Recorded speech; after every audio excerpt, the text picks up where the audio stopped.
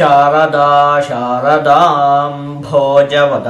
ವದನಾಂಬುಜೇ ಸರ್ವದಾ ಸರ್ವದಾಸ್ಮಾಕಂ ಸನ್ನಿಧಿಂ ಸನ್ನಿಧಿಂ ಕ್ರಿಯಾತ್. ಸಮಸ್ತ ವೀಕ್ಷಕರಿಗೂ ಮಾರ್ಚ್ ತಿಂಗಳ ಕನ್ಯಾ ರಾಶಿಯ ಮಾಸ ಭವಿಷ್ಯದ ಕಾರ್ಯಕ್ರಮಕ್ಕೆ ಸುಸ್ವಾಗತ. ನಾವು ಮೊದಲಿಗೆ ಈ ಮಾಸದಲ್ಲಿ ನಡೆಯುವಂತಹ ಗ್ರಹಗಳ ಬದಲಾವಣೆಗಳ ಬಗ್ಗೆ ತಿಳಿದುಕೊಳ್ಳೋಣ. ಈ ತಿಂಗಳ 14ನೇ ತಾರೀಕಿನಂದು ರವಿಗ್ರಹ, 29ನೇ ತಾರೀಕಿನಂದು ಶನಿಗ್ರಹ ಮೀನರಾಶಿಗೆ ಪ್ರವೇಶವನ್ನು ಮಾಡ್ತಾ ಇರುವಂಥದ್ದು. ಇದಿಷ್ಟು ಕೂಡ ಈ ಮಾಸದಲ್ಲಿ ನಡೆಯುವಂತಹ ಪ್ರಮುಖವಾದ ಗ್ರಹಗಳ ಬದಲಾವಣೆ. ನಾವೀಗ ಇದನ್ನೆಲ್ಲ ಇಟ್ಕೊಂಡು ಈ ಮಾಸದಲ್ಲಿ ನಿಮಗೆ ಕನ್ಯಾ ರಾಶಿಯವರಿಗೆ ಯಾವ ರೀತಿಯಾದಂತಹ ಫಲ ಪ್ರಾಪ್ತಿಯಾಗಲಿದೆ ಅಂತ ಹೇಳಿ ಒಂದೊಂದಾಗೆ ನೋಡ್ತಾ ಹೋಗೋಣ. ಮೊದಲನೇದಾಗಿ ಈ ತಿಂಗಳಲ್ಲಿ ಶನಿಗ್ರಹ ಬದಲಾವಣೆಯನ್ನು ಹೊಂದುತ್ತಾ ಇದೆ. ಯಾವತ್ತು? 29ನೇ ತಾರೀಖಿನಂದು. ನಿಮಗೆ ಈಗ ಶನಿಗ್ರಹ ಷಷ್ಠ ಭಾವದಲ್ಲಿ ಸ್ಥಿತವಾಗಿದೆ. ಇನ್ಮೇಲೆ 29ನೇ ತಾರೀಖಿನ ನಂತರ ಅದು ಸಪ್ತಮ ಭಾವದಲ್ಲಿ ಸ್ಥಿತವಾಗಿರುತ್ತೆ. ನಾವೀಗಲೇ ಅದರಿಂದ ಏನೇನು ಫಲಪ್ರಾಪ್ತಿ ಆಗುತ್ತೆ ಅಂತ ಹೇಳಿ ಯೋಚನೆ ಮಾಡುವಂಥದ್ದು ಬೇಡ. ಯಾಕೆ ಅಂತ ಹೇಳಿದರೆ ಈ ತಿಂಗಳಲ್ಲಂತೂ ನಿಮಗೆ ಅದು ಷಷ್ಠ ಭಾವದಲ್ಲೇ ಸ್ಥಿತವಾಗಿರುತ್ತೆ. 29ನೇ ತಾರೀಕು ತಾನೇ ಅದು ಬದಲಾವಣೆಯನ್ನು ಹೊಂದುತ್ತಾ ಇರುವಂಥದ್ದು. ಅಲ್ಲಿವರೆಗೂ ಅಂದರೆ ಈ ತಿಂಗಳಲ್ಲಂತೂ ಅದು ನಿಮಗೆ ಷಷ್ಠ ಭಾವದಲ್ಲೇ ಸ್ಥಿತವಾಗಿರುತ್ತೆ. ಅದು ಸಪ್ತಮ ಭಾವದಲ್ಲಿ ಸ್ಥಿತವಾಗಿರುವಂತಹ ಫಲ ನಿಮಗೆ ಪ್ರಾಪ್ತಿಯಾಗುವುದು ಯಾವಾಗ ಹೇಳಿ? ಏಪ್ರಿಲ್ ತಿಂಗಳಲ್ಲಿ. ಹಾಗಾಗಿ ಅದನ್ನು ನಾವು ಏಪ್ರಿಲ್ ತಿಂಗಳ ಮಾಸ ಭವಿಷ್ಯವನ್ನು ಯೋಚನೆ ಮಾಡುವಂತಹ ಸಂದರ್ಭದಲ್ಲಿ ಯೋಚನೆ ಮಾಡೋಣ. ಈ ತಿಂಗಳಲ್ಲಂತೂ ಶನಿಗ್ರಹ ನಿಮಗೆ ಷಷ್ಠ ಭಾವದಲ್ಲಿ ಸ್ಥಿತವಾಗಿದೆ. ಷಷ್ಠ ಭಾವದಲ್ಲಿ ಶನಿಗ್ರಹದ ಸ್ಥಿತಿ ಅಂತ ಹೇಳುವಂಥದ್ದು ಅತ್ಯಂತ ಉತ್ತಮ. ಹಾಗಾಗಿ ಈಗಲೇ ಅದನ್ನ ಮುಂದೆ ಏನಾಗುತ್ತೋ ಏನೋ, ಸಪ್ತಮ ಭಾವಕ್ಕೆ ಹೋದ್ಕೂಳೆ ಏನೇನು ಕಷ್ಟ ಉಂಟಾಗುತ್ತೋ ಏನೋ ಅಂಥೇಳಿ ಈಗಲೇ ನಾವು ಯೋಚನೆ ಮಾಡ್ತಾ ಕೂತ್ಕೊಳ್ಳುವಂಥದ್ದು ಬೇಡ. ನಾನು ಅದಕ್ಕೆ ಈ ತಿಂಗಳಲ್ಲಿ ಅದನ್ನು ಹೇಳುವುದಕ್ಕೂ ಕೂಡ ಹೋಗುವುದಿಲ್ಲ. ಸುಮ್ಮನೆ ನಿಮ್ಮ ಸಮಯವನ್ನು ಹಾಳು ಮಾಡಿದ ಹಾಗಾಗುತ್ತೆ. ಈ ತಿಂಗಳು ಚೆನ್ನಾಗಿದೆಯಲ್ಲ, ನಾವು ಇದನ್ನು ಮೊದಲು ಅನುಭವಿಸ್ಬೇಕು. ಈ ತಿಂಗಳನ್ನು ಮುಂದಿನ ಯೋಚನೆ ಮಾಡ್ತಾ ಮುಂದೇನೋ ಏನೋ ಅಂತ ಹೇಳಿ ಯೋಚನೆ ಮಾಡ್ತಾ ಇದನ್ನು ನಾವು ಹಾಳು ಮಾಡ್ಕೊಳ್ಳುವಂಥದ್ದು ಬೇಡ. ನಿಮಗೆ ಈಗ ಉದಾಹರಣೆಗೆ ಹೇಳಬೇಕು ಅಂತ ಹೇಳಿದ್ರೆ, ನಾವೀಗ ಬೆಳಿಗ್ಗೆ ಒಂದು 4 ಗಂಟೆಗೆ ಹೇಳಬೇಕು ಅಂತ ಹೇಳಿ ಒಂದು ಅಲ್ರಾಮ್ ಇಟ್ಕೊಂಡು ಮಲ್ಕೊಂಡಿರ್ತೀವಿ. ನಮಗೆ 3 ಗಂಟೆಗೆ ಎಚ್ಚರ ಆಗುತ್ತೆ. 3 ಗಂಟೆಗೆ ಎಚ್ಚರ ಆದವಾಗ ಗಂಟೆ ನೋಡಿದವಾಗ ಇನ್ನೊಂದು ಗಂಟೆ ಇದೆ, ಇನ್ನೊಂದು ಗಂಟೆ ಆದಮೇಲೆ ಹೇಗೋ ಅಲ್ರಾಮ್ ಹೊಡೆಯುತ್ತೆ. ನಮಗೀಗ 2 ಅವಕಾಶ ಇರುತ್ತೆ. ಒಂದು, ಇನ್ನೊಂದು ಗಂಟೆ ಇದೆಯಲ್ಲ ಅದಿಷ್ಟನ್ನು ನಾವು ಮಲಗಿ ಚೆನ್ನಾಗಿ ನಿದ್ದೆ ಮಾಡಬಹುದು. ಅದು ಬಿಟ್ಕೊಂಡು ನಾವು ಅಯ್ಯೋ ಇನ್ನೊಂದು ಗಂಟೆ ಆದಮೇಲೆ ಅಲ್ರಾಮ್ ಹೊಡೆಯುತ್ತೆ, ನಾನು ಹೇಳ್ಬೇಕಾಗತ್ತೆ, ಅಯ್ಯೋ ಇನ್ನೊಂದು ಗಂಟೆ ಅಷ್ಟೇ ಟೈಮ್ ಇರೋದು ಅಂತ ಹೇಳಿ ಯೋಚನೆ ಮಾಡುತ್ತಾ ಕುತ್ಕೊಂಡ್ರೆ ಈ ಉಳಿದಿರೋ 1 ಗಂಟೆ ಕೂಡ ಹಾಳಾಗೋಗುತ್ತೆ.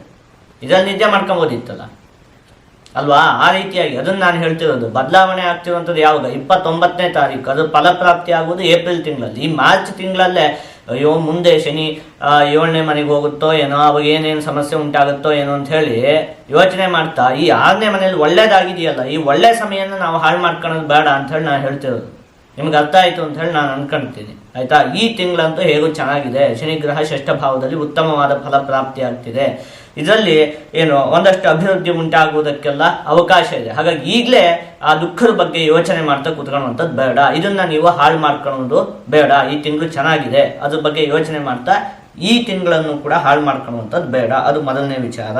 ಇನ್ನು ದಶಮ ಭಾವದಲ್ಲಿ ನಿಮಗೆ ಈ ಮಾಸದಲ್ಲಿ ಕುಜಗ್ರಹದ ಸ್ಥಿತಿ ಇರುವಂಥದ್ದು. ಹಾಗಾಗಿ ಪೊಲೀಸ್ ಕೆಲಸವನ್ನು ಮಾಡುತ್ತಿರುವಂತಹ ವ್ಯಕ್ತಿಗಳಿಗೆ, ಸೈನಿಕರಾಗಿ ಕೆಲಸವನ್ನು ಮಾಡ್ತಾ ಇರುವಂತಹ ವ್ಯಕ್ತಿಗಳಿಗೆ, ಮತ್ತೆ ಅಗ್ನಿಗೆ ಸಂಬಂಧಪಟ್ಟಿರುವಂತಹ ಕೆಲಸವನ್ನು ಮಾಡುತ್ತಿರುವಂತಹ ವ್ಯಕ್ತಿಗಳಿಗೆ, ಅಂದರೆ ಅಡುಗೆ ಮಾಡುವಂಥದ್ದು ಇರಬಹುದು ಅಥವಾ ಈ ವೆಲ್ಡಿಂಗ್ ಮಾಡುವಂಥದ್ದು ಇರಬಹುದು, ಈ ರೀತಿಯಾದಂತಹ ಕೆಲಸವನ್ನು ಮಾಡ್ತಾ ಇರುವಂತಹ ವ್ಯಕ್ತಿಗಳಿಗೆ, ಮತ್ತೆ ವಿದ್ಯುತ್ತಿಗೆ ಸಂಬಂಧಪಟ್ಟಿರುವಂತಹ ಕೆಲಸ, ಈ ಕರೆಂಟಿಗೆ ಸಂಬಂಧಪಟ್ಟಿರುವಂತಹ ಕೆಲಸವನ್ನು ಮಾಡ್ತಾ ಇರುವಂತಹ ವ್ಯಕ್ತಿಗಳಿಗೆ ಈ ಮಾಸದಲ್ಲಿ ಅತ್ಯಂತವಾಗಿ ಅಭಿವೃದ್ಧಿ ಎನ್ನುವಂಥದ್ದು ಉಂಟಾಗುತ್ತೆ. ಇನ್ನು ನಾವು ಈ ಹಿಂದೆನೇ ಯೋಚನೆ ಮಾಡಿದ್ವಲ್ಲ, ಈ ತಿಂಗಳ 29ನೇ ತಾರೀಕಿನಂದು ಶನಿಗ್ರಹ ಬದಲಾವಣೆಯನ್ನು ಹೊಂದುತ್ತಾ ಇರುವಂಥದ್ದು. ಅಲ್ಲಿವರೆಗೂ ನಿಮಗೆ ಷಷ್ಠ ಭಾವದಲ್ಲೇ ಇರುತ್ತೆ. ಅಂದರೆ ಈ ಮಾಸದಲ್ಲಿ ನಿಮಗೆ ಶನಿಗ್ರಹ ಷಷ್ಠ ಭಾವದಲ್ಲೇ ಇರುತ್ತೆ. ಅದರಿಂದ ಏನೇನು ಫಲ ಪ್ರಾಪ್ತಿ ಆಗುತ್ತೆ ಅದನ್ನು ನೋಡ್ತಾ ಹೋಗೋಣ. ಧನಧಾನ್ಯಾಭಿವೃದ್ಧಿಂಚ ಬಂಧು ಸಂತೋಷ ಮಾನದಂ ಸ್ತ್ರೀ ಸೌಖ್ಯಂ ಗೃಹ ನಿರ್ಮಾಣಂ ಕುರಿಯಾತ್ ರಿಪುಗತೆ ಶನವು ಅಂತ ಹೇಳಿರುವಂಥದ್ದು. ಧನಧಾನ್ಯಾಭಿವೃದ್ಧಿಂಚ ಹಣಕಾಸಿಗೆ ಸಂಬಂಧಪಟ್ಟಿರುವಂತಹ ವಿಚಾರದಲ್ಲಿ ಉತ್ತಮತೆ ಅಂತ ಹೇಳುವಂಥದ್ದು ಉಂಟಾಗುತ್ತೆ. ಬಂಧು ಸಂತೋಷ ಮಾನದಂ ಬಂಧುಗಳ ನಡುವಿನ ಸಂಬಂಧ ಅಂತ ಹೇಳುವಂಥದ್ದು ಉತ್ತಮಗೊಳ್ಳುತ್ತೆ. ಸ್ತ್ರೀ ಸೌಖ್ಯಂ ಗೃಹ ನಿರ್ಮಾಣಂ ಮುಖ್ಯವಾಗಿ ಮನೆಗೆ ಸಂಬಂಧಪಟ್ಟಿರುವಂತಹ ವಿಚಾರದಲ್ಲಿ ಈ ಮಾಸ ಅತ್ಯಂತ ಉತ್ತಮವಾಗಿದೆ. ನಾನು ಇದನ್ನ ಬೃಹಸ್ಪತಿ ಗ್ರಹ ನಿಮಗೆ ನವಮ ಭಾವದಲ್ಲಿ ಸ್ಥಿತವಾಗಿರೋದ್ರಿಂದಾಗಿ ಸಾಮಾನ್ಯ 1 ವರ್ಷದಿಂದ ಕೂಡ ಹೇಳ್ತಾ ಬರ್ತಿದ್ದೀನಿ. ಮನೆಗೆ ಸಂಬಂಧಪಟ್ಟಿರುವಂತಹ ವಿಚಾರದಲ್ಲಿ ಈ ವರ್ಷ ಉತ್ತಮವಾಗಿದೆ ಅಂತ. ಅದರಲ್ಲೂ ಕೂಡ ಈ ಮಾಸ ಅತ್ಯಂತ ಉತ್ತಮವಾಗಿದೆ. ಅಂದರೆ ಮನೆಯನ್ನು ನೂತನಗೊಳಿಸುವುದಕ್ಕೆ ಉತ್ತಮವಾಗಿದೆ.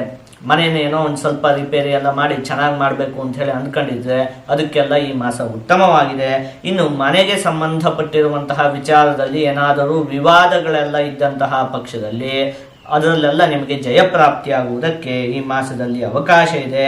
ಅಥವಾ ಇನ್ನೇನೋ ಒಂದು ಮನೆಯನ್ನು ಕೊಂಡುಕೊಳ್ಬೇಕು ಅಂತ ಹೇಳಿ ಅಂದ್ಕೊಂಡಿರ್ತೀರಿ, ನೋಡ್ತಾ ಇರ್ತೀರಿ.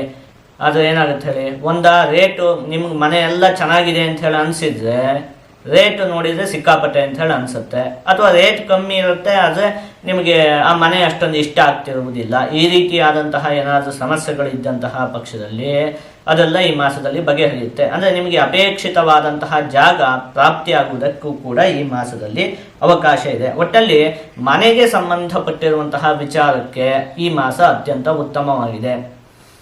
ಒಂದು ವಿಚಾರ ಏನು ಅಂತ ಹೇಳಿ ಆದರೆ, ಅದೇ ಹೇಳಿದ್ನಲ್ಲ, 1 ವರ್ಷದಿಂದ ಇದನ್ನು ಹೇಳ್ತಾ ಬರ್ತಿದ್ದೀನಿ. ಯಾಕಂತ ಹೇಳಿ ಆದರೆ ಗುರುಗ್ರಹ ನವಮ ಭಾವದಲ್ಲಿ ಸ್ಥಿತವಾಗಿರೋದ್ರಿಂದಾಗಿ ನಿಮಗೆ ಮೇವರೆಗೂ ಕೂಡ ಇದಕ್ಕೆ ಅವಕಾಶ ಇದೆ. ಮೇ 1 ಅರ್ಧದವರೆಗೂ ಕೂಡ ನಿಮಗೆ ಮನೆಗೆ ಸಂಬಂಧಪಟ್ಟಿರುವಂತಹ ವಿಚಾರದಲ್ಲಿ ಅಭಿವೃದ್ಧಿ ಆಗೋದಕ್ಕೆ ಅವಕಾಶ ಇದೆ. ಅದರಲ್ಲೂ ಕೂಡ ಈ ಮಾರ್ಚ್ ತಿಂಗಳಲ್ಲಿ ನಿಮಗೆ ಅವಕಾಶ ಅಂತ ಹೇಳುವಂಥದ್ದು ಹೆಚ್ಚಿಗೆ ಇದೆ. ನೋಡಿ, ಇನ್ನು ಸರಳವಾಗಿ ಹೇಳಬೇಕು ಅಂತ ಹೇಳಿ ಆದರೆ, ಈಗ ಈ ತರಕಾರಿ ಮಾರುವಂತಹ ಗಾಡಿ ನಮ್ಮ ಮನೆ ಮುಂದೆ ಬಂದವಾಗ ನಾವು ಏನು ಮಾಡ್ಬೇಕು ಹೇಳಿ, ತರಕಾರಿನ ತಗೊಂಡು ಬಿಡಬೇಕು. ನಮ್ಗೆ ತರಕಾರಿ ಅಪೇಕ್ಷೆ ಇದೆ ಅಂತ ಹೇಳಿ ಆದರೆ ಆವಾಗಲೇ ನಾವು ತಗೊಂಡು ಬಿಡಬೇಕು. ಆ ಗಾಡಿ ಹೋದ್ಮೇಲೆ ಅಯ್ಯೋ ನಂಗೆ ತರಕಾರಿ ಬೇಕಿತ್ತು ಅಂತ ಹೇಳಿ ಅಳ್ತಾ ಕೂತ್ಕೊಂಡ್ರೆ ಏನಾದ್ರು ಪ್ರಯೋಜನ ಇದೆಯಾ? ಇಲ್ಲ. ನಮಗೆ ಅವಾಗ ತರಕಾರಿ ಬೇಕು ಅಂದರೆ ನಾವು ಏನು ಮಾಡ್ಬೇಕು ಹೇಳಿ, ಮತ್ತೆ ಎಷ್ಟೋ ದೂರ ಹೋಗಿ ಮಾರ್ಕೆಟಿಗೆ ಹೋಗಿ ಅದನ್ನು ನಾವು ತರಬೇಕಾಗತ್ತೆ. ಅದೇ ರೀತಿ ಏನೋ ಈ 1 ಮೇವರೆಗೂ ಕೂಡ ನಿಮಗೆ ಮನೆಗೆ ಸಂಬಂಧಪಟ್ಟಿರುವಂತಹ ವಿಚಾರದಲ್ಲಿ ಅತ್ಯಂತ ಉತ್ತಮವಾಗಿದೆ. ಮನೆಗೆ ಸಂಬಂಧಪಟ್ಟಿರುವಂತಹ ಇಷ್ಟು ವಿಚಾರದಲ್ಲಿ ನೀವು ಏನಾದರೂ ನಿರ್ಧಾರಗಳನ್ನು ತೆಗೆದುಕೊಳ್ಬೇಕು ಅಂತ ಹೇಳಿ ಅಂದ್ಕೊಂಡಿದ್ರೆ ಬೇಗ ಮಾಡಿ ಮುಗಿಸ್ಕೊಳ್ಳಿ.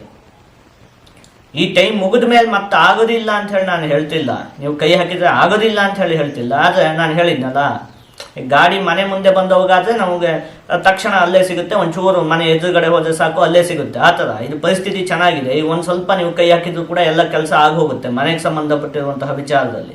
ಇನ್ನು ಮುಂದೆ ಅಂತ ಹೇಳಿ ಆದರೆ ಏನು ಹೇಳಿ, ಮಾರ್ಕೆಟಿಗೆ ಹೋಗಿ ತರಕಾರಿ ತಂದಂಗೆ, ಅಂದರೆ ಒದ್ದಾಟ ಹೆಚ್ಚಿಗೆ ಆಗುತ್ತೆ ಅಂತ. ಯಾವತ್ತೂ ಕೂಡ ಈ ಥರ ಒಳ್ಳೆ ಸಮಯ ಬಂದವಾಗ ಯಾವುದಕ್ಕೆ ಅದು ಚೆನ್ನಾಗಿದೆಯೋ ಅಂತಹ ಕೆಲಸಗಳನ್ನು ಮಾಡ್ಕೊಂಡ್ಬಿಡ್ಬೇಕು. ಅದೊಂದು ಬುದ್ಧಿವಂತಿಕೆ ಅಂತ ಹೇಳಿ ಹೇಳುವಂಥದ್ದು. ಹಾಗಾಗಿ ನಾವು ಈ ವರ್ಷದಲ್ಲೇ ಹೇಳ್ತಾ ಬರ್ತಿದ್ದೀನಿ, 1 ವರ್ಷದಿಂದಲೇ. ಇನ್ನೂ ಕೂಡ ಟೈಮ್ ಏನು ಕಳೆದು ಹೋಗಿಲ್ಲ, ಮಿಂಚಿ ಹೋಗಿಲ್ಲ. ಈ ಮಾರ್ಚ್ ಮೇ 15ನೇ ತಾರೀಕಿನವರೆಗೂ ಕೂಡ ಈ ಮನೆಗೆ ಸಂಬಂಧಪಟ್ಟಿರುವಂತಹ ಎಲ್ಲ ವಿಚಾರದಲ್ಲಿಯೂ ಕೂಡ ನಿಮಗೆ ಉತ್ತಮವಾಗಿದೆ. ನಿಮ್ಗೇನಾದರೂ ನಮಗೂ ಒಂದು ಮನೆ ಬೇಕು, ಈ ಥರದ್ದೆಲ್ಲ ಒಂದು ಅಪೇಕ್ಷೆ ಇದ್ದಂತಹ ಪಕ್ಷದಲ್ಲಿ ಆ ವಿಚಾರದಲ್ಲಿ ನೀವು ಮುಂದುವರಿಬಹುದು. ಅದರಲ್ಲೂ ಕೂಡ ಈ ಮಾರ್ಚ್ ತಿಂಗಳು ಅತ್ಯಂತ ಉತ್ತಮವಾಗಿದೆ. ಆಯಿತಾ? ಇದಿಷ್ಟು ಕೂಡ ನಿಮಗೆ ಈ ಮಾಸದಲ್ಲಿ ಪ್ರಾಪ್ತಿಯಾಗುವಂತಹ ಉತ್ತಮವಾದ ಫಲಗಳು. ಈಗ ನೀವು 1-2 ವಿಚಾರದಲ್ಲಿ ಈ ಮಾಸದಲ್ಲಿ ಒಂದು ಸ್ವಲ್ಪ ಜೋಪಾನವಾಗಿರ್ಬೇಕಾಗತ್ತೆ. ಅದೇನು ಅಂತ ಹೇಳಿ ನೋಡ್ತಾ ಹೋಗೋಣ. ಮೊದಲನೇದಾಗಿ, ವಾಹನಕ್ಕೆ ಸಂಬಂಧಪಟ್ಟಿರುವಂತಹ ವಿಚಾರದಲ್ಲಿ ನೀವು ಸಾಹಸವನ್ನು ಮಾಡುವುದಕ್ಕೆ ಹೋಗಬಾರ್ದು. ಅಂದರೆ ಏನು ಹೇಳಿ, ವಾಹನ ಅಂತ ಹೇಳಿ ಆದರೆ ಈ ದ್ವಿಚಕ್ರ ವಾಹನದಲ್ಲಿ 2 ಚಕ್ರ ಇರುತ್ತೆ. ಬೈಕು ಮೊದಲಾದವುಗಳಲ್ಲಿ 2 ಚಕ್ರ ಇರುತ್ತೆ. ನೀವು ಅದನ್ನು ವೀಲಿಂಗ್ ಮಾಡ್ಕೊಂಡು ನಾವು ಒಂದೇ ಚಕ್ರದಲ್ಲಿ ಹೋಗ್ತೀನಿ, ಒಂದೇ ದಿವಸದಲ್ಲಿ ನಾನು ಮ್ಯಾನೋ ಸ್ಪೈಡರ್ ಮ್ಯಾನೋ ಆಗ್ಬಿಡ್ತೀನಿ ಅಂತ ಹೇಳಿ ಸಾಹಸವನ್ನು ಮಾಡುವುದಕ್ಕೆ ಹೋಗಬಾರ್ದು. ಅದನ್ನು ಹೇಳ್ತಿರೋದು. ಅದನ್ನು ನಿಮ್ಮ ಕೆಲಸಕ್ಕೆ ಬಳಸ್ಕೊಂಡು ಸರಿಯಾಗಿ ಉಪಯೋಗಿಸಿದ್ರೆ ಯಾವುದೇ ಸಮಸ್ಯೆ ಇಲ್ಲ. ಅದನ್ನು ಇಟ್ಕೊಂಡು ಏನೋ ಒಂದು ಸಾಹಸ ಮಾಡ್ತೀನಿ ಅಂತ ಹೇಳಿ ಹೋಗುವಂಥದ್ದು ಇರಬಹುದು. ಅಥವಾ ಎಲ್ಲರಿಗಿಂತ ಅವನು ನನಗಿಂತ ಮುಂದಕ್ಕೆ ಹೋಗ್ತಿದ್ದಾನೆ, ಏನಾದರೂ ಮಾಡಿ ಅವನನ್ನು ನಾನು ಹಿಂದಾರಿಸ್ತೀನಿ ಅಂತ ಹೇಳ್ಕೊಂಡು ಅವನಿಗಿಂತ ನಾನು ಸ್ಪೀಡಾಗಿ ಹೋಗ್ತೀನಿ ಅಂತ ಹೇಳಿ, ಅದನ್ನೇ ನಾನು ಹೇಳಿದ್ದು. ಒಟ್ಟಲ್ಲಿ ವಾಹನಗಳ ವಿಚಾರದಲ್ಲಿ ಸಾಹಸ ಮಾಡುವುದಕ್ಕೆ ಹೋಗಬೇಡಿ. ನಿಮ್ಗೆ ಎಷ್ಟು ಬೇಕೋ ಅಷ್ಟನ್ನು ಅದನ್ನು ಉಪಯೋಗಿಸಿ, ಸರಿಯಾಗಿ ಉಪಯೋಗಿಸಿ. ಅವಾಗ ಯಾವುದೇ ಸಮಸ್ಯೆ ಉಂಟಾಗುವುದಿಲ್ಲ. ಆಯಿತಾ? ವಾಹನಕ್ಕೆ ಸಂಬಂಧಪಟ್ಟಿರುವಂಥ ವಿಚಾರದಲ್ಲಿ ಸಾಹಸವನ್ನು ಮಾಡುವುದಕ್ಕೆ ಹೋಗಬಾರ್ದು. ಇನ್ನು ಪಾಲುದಾರಿಕೆ ವ್ಯವಹಾರ ಮಾಡ್ತಾ ಇದ್ರೆ ಈ ಮಾಸದಲ್ಲಿ ಒಂದು ಸ್ವಲ್ಪ ಜೋಪಾನವಾಗಿರ್ಬೇಕಾಗತ್ತೆ. ಈ ಪಾರ್ಟ್ನರ್ಶಿಪ್ ಬಿಸ್ನೆಸ್ಸು ಇಂಥದ್ದನ್ನೆಲ್ಲ ನೀವು ಮಾಡ್ತಾ ಇದ್ರೆ ಅದರಲ್ಲೆಲ್ಲ ನೀವು ಒಂದು ಸ್ವಲ್ಪ ಈ ಮಾಸದಲ್ಲಿ ಜೋಪಾನವಾಗಿ ಇರಬೇಕಾಗತ್ತೆ. ಸಂಗಾತಿಯಿಂದ ಯಾವುದೇ ವಿಷಯವನ್ನು ಕೂಡ ರಹಸ್ಯವಾಗಿ ಇಡಬಾರದು. ಏನೇ ವಿಷಯ ಇದ್ರೂ ಕೂಡ ಅದನ್ನು ಸಂಗಾತಿಯೊಂದಿಗೆ ಮುಕ್ತವಾಗಿ ಚರ್ಚೆಯನ್ನು ಮಾಡಬೇಕು. ಯಾವ ವಿಚಾರವನ್ನು ಕೂಡ ನೀವು ರಹಸ್ಯವಾಗಿ ಇಡಬಾರದು. ಇವೊಂದು 2-3 ವಿಚಾರದಲ್ಲಿ ನೀವು ಈ ಮಾಸದಲ್ಲಿ ಜೋಪಾನವಾಗಿರ್ಬೇಕಾಗತ್ತೆ. ಮತ್ತು ನೋಡಿದ್ವಲ್ಲ, ಈ ಮಾಸದಲ್ಲಂತೂ ಏನು ಹೇಳಿ, ಶನಿ ಗ್ರಹ ನಿಮಗೆ ಷಷ್ಠ ಭಾವದಲ್ಲೇ ಸ್ಥಿತವಾಗಿರುತ್ತೆ. ಇದನ್ನು ತಲೆಯಲ್ಲಿ ಇಟ್ಕೊಳ್ಳಿ. ಮುಂದಿನ ತಿಂಗಳ ಬಗ್ಗೆ ಯೋಚನೆ ಮಾಡ್ತಾ ಅದು ಸಪ್ತಮ ಭಾವಕ್ಕೆ ಹೋಗುತ್ತೆ, ಏನು ಇದಾಗುತ್ತೆ ಅಂತ ಹೇಳಿ ಅದನ್ನೆಲ್ಲ ಯೋಚನೆ ಮಾಡ್ತಾ ಈಗಿರುವಂತಹ ಒಳ್ಳೆಯ ಸಮಯವನ್ನು ನೀವು ಹಾಳು ಮಾಡ್ಕೊಂಬೇಡಿ. ಈ ತಿಂಗಳು ಚೆನ್ನಾಗೇ ಉಂಟು, ಅದು ಮತ್ತೇನಾಗುತ್ತೆ ಅದು ಮುಂದಿನ ತಿಂಗಳಲ್ಲಿ ನೋಡೋಣ ಅಂತ. ಆಯಿತಾ? ಈಗ ಇದನ್ನೆಲ್ಲ ಒಟ್ಟುಗೂಡಿಸಿ ಒಂದೊಂದೇ ವಿಚಾರದಲ್ಲಿ ಈ ಮಾಸದಲ್ಲಿ ಯಾವ ರೀತಿಯಾದಂತಹ ಫಲ ಪ್ರಾಪ್ತಿಯಾಗುತ್ತೆ ಅಂತ ಹೇಳಿ ನೋಡ್ತಾ ಹೋಗೋಣ. ಮೊದಲನೇದಾಗಿ ಆರೋಗ್ಯಕ್ಕೆ ಸಂಬಂಧಪಟ್ಟಿರುವಂತಹ ವಿಚಾರದಲ್ಲಿ, ಚರ್ಮಕ್ಕೆ ಸಂಬಂಧಪಟ್ಟಿರುವಂತಹ ಆರೋಗ್ಯದ ವಿಚಾರದಲ್ಲಿ, ಮತ್ತು ಉಸಿರಾಟಕ್ಕೆ ಸಂಬಂಧಪಟ್ಟಿರುವಂತಹ ಆರೋಗ್ಯದ ವಿಚಾರದಲ್ಲಿ ನೀವು ಒಂದು ಸ್ವಲ್ಪ ಈ ಮಾಸದಲ್ಲಿ ಜೋಪಾನವಾಗಿ ಇರಬೇಕಾಗುತ್ತೆ. ನಿಮಗೆ ಮುಂಚಿನಿಂದಲೂ ಈ ರೀತಿಯಾದಂತಹ ಯಾವುದಾದ್ರೂ ಅನಾರೋಗ್ಯದ ಸಮಸ್ಯೆಗಳು ಇದ್ದಂತಹ ಪಕ್ಷದಲ್ಲಿ ವೈದ್ಯರ ಸಲಹೆಗಳನ್ನು ನೀವು ಸರಿಯಾಗಿ ಪಾಲನೆ ಮಾಡಬೇಕಾಗುತ್ತೆ. ಇನ್ನು ಕುಟುಂಬ, ವಿದ್ಯೆ ಮತ್ತು ಹಣಕಾಸಿಗೆ ಸಂಬಂಧಪಟ್ಟಿರುವಂತಹ ವಿಚಾರದಲ್ಲಿ ಈ ಮಾಸ ಉತ್ತಮವಾಗಿದೆ. ಉದ್ಯೋಗಕ್ಕೆ ಸಂಬಂಧಪಟ್ಟಿರುವಂತಹ ವಿಚಾರದಲ್ಲಿಯೂ ಕೂಡ ಈ ಮಾಸ ಅತ್ಯಂತ ಉತ್ತಮವಾಗೇ ಇದೆ. ಆದರೆ ಏನಾದರೂ ಪಾಲುದಾರಿಕೆ ವ್ಯವಹಾರವನ್ನು ಮಾಡ್ತಾ ಇದ್ದೀರಿ ಅಂತ ಹೇಳಿ ಆದ ಪಕ್ಷದಲ್ಲಿ ಅದರಲ್ಲಿ ಮಾತ್ರ ನೀವು ಒಂದು ಸ್ವಲ್ಪ ಜೋಪಾನವಾಗಿ ಇರಬೇಕಾಗುತ್ತೆ. ಆದಷ್ಟು ನೀವು ಈ ಮಾಸದಲ್ಲಿ ವಿಷ್ಣು ಸಹಸ್ರನಾಮದ ಪಠನೆಯನ್ನು ಮಾಡಬೇಕು.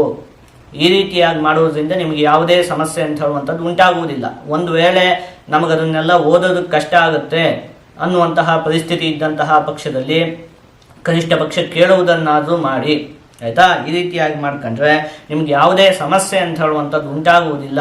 ಜೊತೆಗೆ ಎಲ್ಲ ಶುಭ ಫಲಗಳು ಕೂಡ ಸಂಪೂರ್ಣವಾಗಿ ಪ್ರಾಪ್ತಿಯಾಗುತ್ತೆ.